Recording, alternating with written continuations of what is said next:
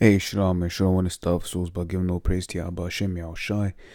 Double honors to the Apostle GMS and honors to you brothers doing the work in truth while sincerity. This is just a real quick one. This one, some two stories that I came across on my way home. So, London, you got this paper, Evening Standard. Just get it free, pick it up. Usually on the London Underground, the metros, you call it in the States or whatever. And one of the stories was basically cash may no longer be king, but don't ditch your pennies. Right, the Chancellor of the Exchequer was true to his word last week, delivering a dull, measureless speech. Yada. Basically, one of the things he says is that cash is having less and less of an impact. Not an impact, less of a use in in everyday life. Now, what I did want is, which I was looking for, this geezer Jack Dorsey is the second article that I read. Of in the same paper, where basically you got the geezer Jack Dorsey, better known as the CEO, or rather one of the founders of Twitter, basically saying, talking about new money, right? And we go into this article. I was trying to find something, that was talking more about what he said, so we can share with you. But yeah, it says another article. He's basically saying Bitcoin will be the world's single currency, says Twitter and Square CEO Dorsey, right? And this company Square here are all about digital payments. That's the next company that he set up, right? And we can see the infrastructure. And in fact, one of the things he quotes is saying in this in this article, if I can find it real quick, is he's asked whether he can envision. I've got 2 points. It says whether you can envision, homeless people using. It says, so can he imagine buskers taking card payments through Square? And his response was absolutely. So maybe not homeless per se, but buskers, right? You just give them, you tap this, that, and the other, right? But then here's another point though that I wanted to touch on what he was said. Right, he said, this is one of the paragraphs, says, when I suggest that cash might still have a dark sort of future, that a digital auditable trail linking one to the other might not go down well with some people who now prefer to disguise their transaction from others, he looks properly shocked, right? And then he responds by saying, we only deal in legal transactions. We are not in business for untraceable transaction, right? Because that's another way they're going to push it, like, oh, what if you haven't got the chip? Because we all know what this leads to. We know that it leads to the mark of the beast, which we know, Post broke it down through Spirit, is the RFID microchip, right? And that microchip is going to be used, it's going to be forced upon the people. And if you don't take the chip, you're going to be deemed deemed an enemy of the state, right? So you got let me just get some scriptures, right? It says Job 20:23 says, when he is about to fill his belly, the Most High shall cast the fury of his wrath upon him, and shall rain upon him while he is eating, right? So when Esau was about to achieve his goal, basically putting everyone on the chip and in slavery, because that's what this chip is. That's the point that I last read, which was about how you won't be able to have untraceable transactions. Everything will be looped through, right? That's how, that is having everyone in absolute subject poverty, not poverty, but slavery, right? Because no actions you take, right, will be, what's the word I'm looking for? Basically, every action you make will be recorded, right? So let's say you buy a pizza every Friday, right, at 7 o'clock in the evening, right?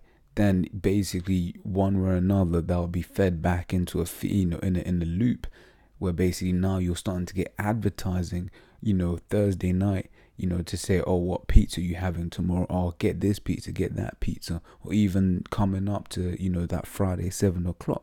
Right, simple things like that, where you're no longer capable of making your own decisions, and you've got AI basically making decisions on your behalf, right? But they're gonna try to tie it in to say, only people that do illegal stuff, right, don't want to take the chip, which is, we don't want to take the chip because the Lord said don't take the chip, and that's just as simple of it.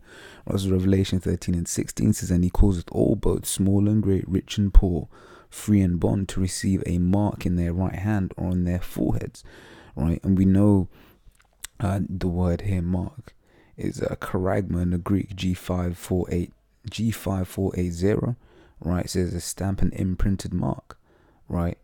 Basically, base something inserted, and mark of the beast is the RFID microchip. However, right, if you disagree that it's the mark of the beast, you still can't take it because that's against the law, right? The law talks about making incisions in your flesh.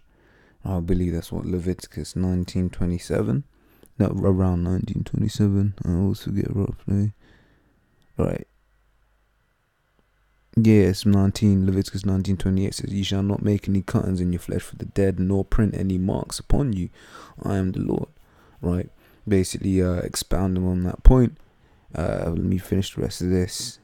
It says, "And that no man might buy or sell, save he that had the mark." Right? And you can see that happening as well, because a lot of the ATM machines here. So, I can talk about, the areas that I'm around, right? Barclays, for instance, they're well ahead of the game. A lot of their cash machines, you can use your contactless card in the area I am anyway, right? So you can see that the infrastructure is there. All the, card terminals can take contactless payment, and they did that in maybe a year or so. So the infrastructure is there, right, to make payments, right? And all they have to say is, look, man, we can't use cash anymore, and that's it. It's just all the number of his name, right? Let me just get this as well. Right, it says Revelation 14:9. This is the judgment for taking the chips. It says, and the third angel followed them, saying with a loud voice, if any man worship the beast and his image, and receive his mark in his right hand or in his hand, the same shall drink of the wine of the wrath of the Most High. Right, because it doesn't matter where you take the chip.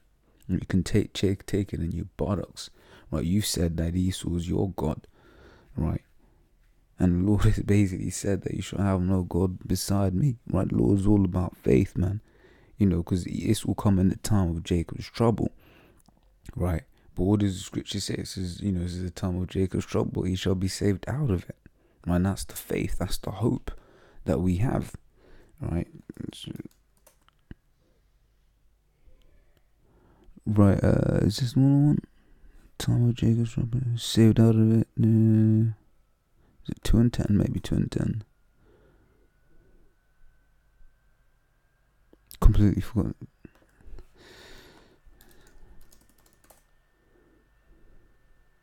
I'm thinking of Jeremiah 30:7.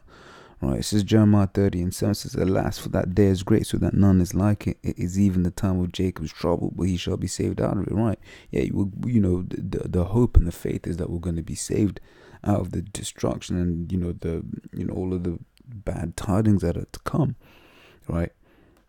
But yeah, let me carry on here. It says, and the third angel followed them, saying with a loud voice, if any man worship the beast in his image and receive his mark in his forehead or in his hand, the same shall drink of the wine of the wrath of the Most High, which is poured out without mixture into the cup of his indignation. Indignation meaning righteous anger, right? And basically some unadulterated indignation in that anger. That's what it means without mixture. It ain't watered down. Right, it says, and he shall be tormented with fire and brimstone in the presence of the holy angels and in the presence of the Lamb. And that isn't talking about hell. We know that hell isn't a thing. Right, but it's talking about those nuclear missiles, man. Right, so like I said, it's supposed to be just a quick one with that. Those are all you edify. Say shalom.